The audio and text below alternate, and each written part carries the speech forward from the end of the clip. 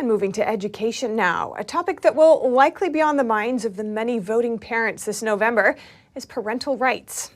The mainstream Democrat position has been to afford teachers more control, at least while kids are in school. This past Friday, as Florida's Parental Rights and Education bill became law, the White House called it discriminatory, casting the law as part of a disturbing and dangerous trend. Now in Florida, as a consequence of this law, kindergarten through third grade teachers won't be instructing students about sexual orientation or gender identity in the classroom. And parents will have more influence when it comes to what mental health counselors tell their underage children, part of a trend pushing against previous practices that affirmed LGBT identities. This issue seems to be on the minds of a growing number of parents around the nation. One such parent is Alexis Spiegelman from the parental rights advocacy group Moms for Liberty, and I spoke with her earlier today. Alexis Spiegelman, welcome to our show. Thank you for having me. It's great to have you here. Now, Florida's Parental Rights and Education bill is now in effect.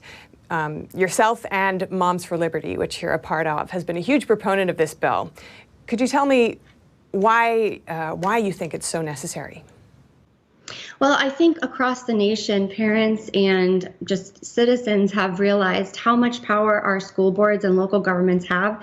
And especially during the COVID situation across our state, we saw what happens when school boards majorities go rogue and they don't respect the role of a parent and where their role ends, and they have somewhat of an agenda of their own. So I do believe that the Parental Bill of Rights and this HB 1557, Parental Rights and Education, further enforces the parent's role in the child's education, medical decisions, religious upbringing, and their values, and it invites parents back into the education process. In addition to that, we've seen a lot of what's going on behind the scenes in our schools, and they've really worked around parents and even worked around the community as a whole by doing certain things that nobody really had knowledge of. Some of this includes some of the health surveys that have been going on, and this LGBTQ guides that they've been implementing in schools without parental knowledge.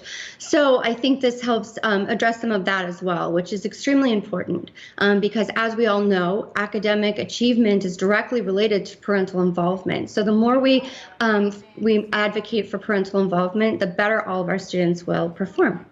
Have your children, or any of the children of parents that you know, encountered any inappropriate sexual lessons or discussions in the classroom? And what's been the effect of that?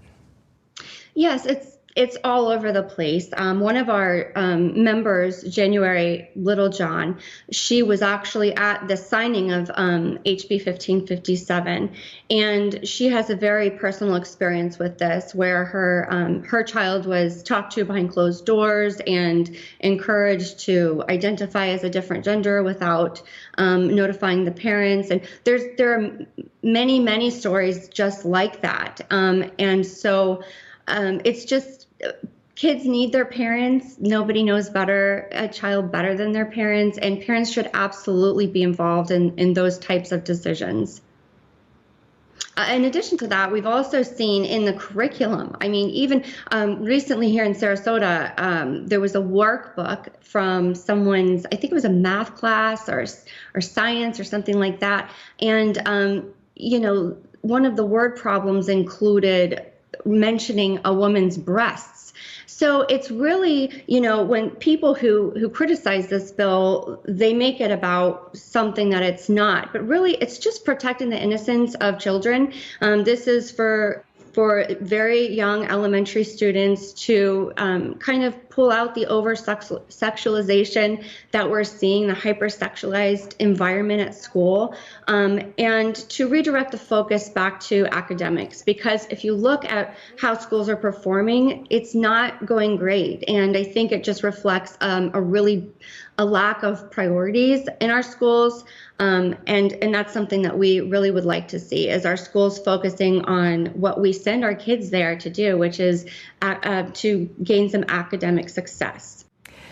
Moms for Liberty has more than 95,000 members nationwide.